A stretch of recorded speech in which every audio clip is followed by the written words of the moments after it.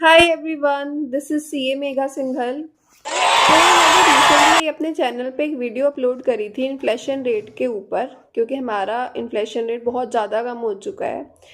तो आज मैं अपनी इस वीडियो में इन्फ्लेशन रेट के ऊपर ही डिस्कशन करने जा रही हूँ। तो वो डिस्कशन में आज मेरे साथ एक जने और इन्वॉल्व हैं, so please welcome mister Shivam Singhal.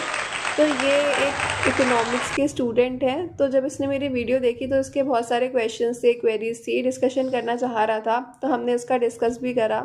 तो मैं चाह रही हूँ कि मैं अपने उस डिस्कशन को अपने चैनल पे लेकर आऊँ ताकि आप लोगों को भी पता चले, क्योंकि ये क्वेरीज मुझे ऐसा नहीं लग रहा खाली इसके अंदर आई होंगी। जनरल कई क्वेरीज है। हाँ एग्जैक्टली वो कई लोगों के अंदर ऐसी क्वेरीज उठी होंगी कि इन्फ्लेशन क्या होता है, इन्फ्लेशन रेट क्या है, उसका क्या इम्पैक्ट पड़ता है, फिर आरबीआई क्या एक्शन लेता है या क्या मीजर्स लाता है उसको कंट्रोल करने के लिए। सो आज हम वही सब अपनी वीडियो में डिटेल में डिस्कशन करने वाले हैं। So let's begin Shivam. Yes. तो सबसे पहले तुम अपने बारे में कुछ बताना चाहोगे जनता को? नहीं। हाय एनीथिंग। एवरीवन। तो जैसे कि दीदी ने बताया, मेरा नाम शिवम सिंघल है और ये मेरा छोटा भाई है पहले तो। ये मेरी बड़ी बहन है। जैसे कि बताया कि जो लास्ट जो पिछली शॉर्ट थी, अगर आपने वो नहीं देखी है तो आप वो कमेंट बॉक्स में चेक कर सकते हो, पहले तो उसका लिंक। तो उसमें जो ब्रीफली जो बताया गया था इन्फ्लेशन के बारे में, आज उसी पे थोड़ा सा हम डिस्कशन करने वाले हैं। ठीक है। तो शिवम तो सबसे पहले ये बता कि इन्फ्लेशन रेट क्या होना चाहिए? देखो, जो मुझे आते की लास्ट शॉर्ट से पता चला कि जो इन्फ्लेशन रेट रहना चाहिए वो 4 ± 2% होना चाहिए, यानी कि 2 से 6% के बीच में। मतलब हमारा जो इन्फ्लेशन रेट है, इन्फ्लेशन पहले होता क्या है? इन्फ्लेशन का मतलब होता है कि महंगाई या बढ़ता दर जो उसको बोलते हैं हिंदी में, कि कोई भी चीज़ का रेट इस रेंज के अप्रॉक्सली बढ़ना चाहिए, ठीक है। तो अब आइडियल रेट है क्या कि 2 से 6% के बीच में वो होना चाहिए, पर अब इस समय चल क्या रहा है? इस समय वो 1% से भी कम हो गया है, जो कि एग्जैक्टली। डायरेक्टली हिंडर कर सकता है ग्रोथ को, इकोनॉमिक ग्रोथ को। हम्म। तो अब मतलब सोचो कितना ज़्यादा कम हो गया है कि जो हमारे एक्सक्लूसिव रेंज है 2 और 6, 2 भी नहीं रहा, वो उससे भी ज़्यादा कम हो चुका है। हम्म। तो ये मतलब बहुत ही ज़्यादा इम्पैक्ट करेगा हमारी इकोनॉमी को। तो इसका क्या है मतलब, जैसे इन्फ्लेशन रेट इतना कम हो गया तो इसका क्या मतलब हुआ? देखो, जैसे कि इन्फ्लेशन रेट अभी 1% से कम हो गया है, तो इसको हम एक तरीके से डिसइन्फ्लेशन कह सकते हैं कि जो इन्फ्लेशन रेट है वो बहुत ज़्यादा कम हो गया है। हम्म। तो इसका जो इम्पैक्ट है ये जनरल पब्लिक में भी इसका इम्पैक्ट देखने को पड़ेगा, क्योंकि इससे क्या होगा कि जो लोगों की परचेजिंग पावर है वो कम हो जाएगी हम्म। इन्फ्लेशन इतना कम होने से। हाँ मतलब ये पहला तो ये है कि इन्फ्लेशन कम है, इसका मतलब क्या है कि मार्केट में मनी सर्कुलेशन बहुत ज़्यादा कम हो रहा कम है, हो रहा है बहुत कि ज़्यादा। पैसे कम है। अब आप कहोगे कि नहीं यार, मेरे पास तो पहले जितने पैसे थे अभी भी उतने पैसे हैं, तो ठीक है, आप ऐसे नहीं कैलकुलेट कर सकते। पर जैसे कि शिवम ने अभी बोला कि परचेजिंग पावर कम हो गई है, कि पहले हम जिस गुड्स के, जिस सामान के 100 रुपये देने को तैयार थे, अब क्या हो रहा है, हम उसको 95 भी नहीं दे रहे हैं कि 95 ठीक है। तो क्या हो गया कि उसका रेट बढ़ने की बजाय वो कम हो रहा है। कम हो गया है। ठीक है, तो हमारी परचेजिंग पावर कम हो रही है यहाँ पे। एग्जैक्ट। तो अब आरबीआई यहाँ पे क्या कर रहा है, मतलब उसने क्या करा, मीजर्स वगैरह थे, तो वो शिवम बताओ प्लीज थोड़ा सा। आरबीआई पहले तो करता क्या है मतलब उसके रिगार्डिंग? आरबीआई का मेन रोल तो यही है कि जो मनी सप्लाई है हम्म। जो कंट्री में, और उसको स्टेबलाइज करना। ठीक है, मतलब ठीक है। इन्फ्लेशन और ग्रोथ, उन दोनों के बीच में एक ऐसा बैलेंस बना के चलना। ठीक है, हम्म। कि इन्फ्लेशन बहुत ज़्यादा ना हो और ग्रोथ भी हो साथ में। हम्म। तो जैसे कि अभी इन्फ्लेशन इतना कम हो गया है, जिसका मतलब जो मनी सप्लाई है वो कम हो गई है, जिसको हम्म। बढ़ाने के लिए आरबीआई ने क्या किया, अपने जो रेट्स हैं उनको कम कर दिया। जैसे कि हम्म। रिसेंटली अभी हमने देखा कि रेपो रेट है वो 5.25% हो चुका है। ये हम्म। लास्ट ईयर में दूसरी बार कम हुआ।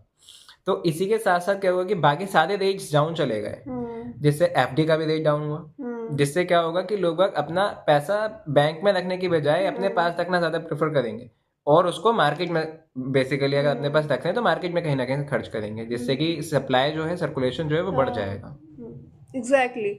तो मतलब कहने का मतलब ये है कि क्या कर रहा है एज, मतलब आरबीआई का मेन मोटिव यही है कि मार्केट में कैसे ना कैसे करके पैसा आए। अब उसने क्या करा कि एफडी का इंटरेस्ट रेट भी इतना कम कर दिया। अब इसमें है क्या कि अब मैं अपना एग्जांपल दूँ तो मैंने अभी हाल ही में एक एफडी कराई थी। फिर मैं सोच रही थी जब मेरी वो कंप्लीट हो गई, मैंने कहा इसको रिन्यू करा देती हूँ।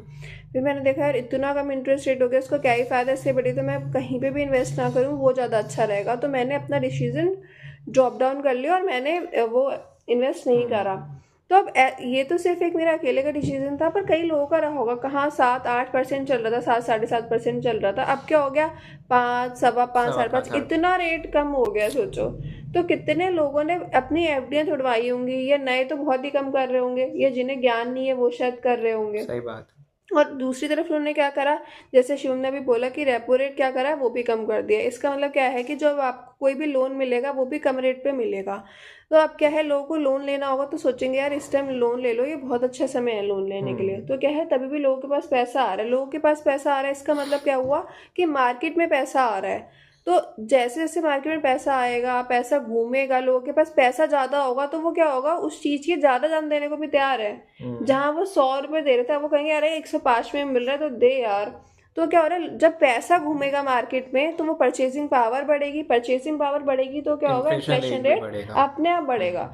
तो इसके लिए है कि पैसा ज़्यादा होना। अब आप खुद सोचो, आपके पास ज़्यादा पैसे हों तो आप यार पैसे का नहीं सोचोगे चीज़ लेने से पहले, तब तो आपको चीज़ से मतलब होगा।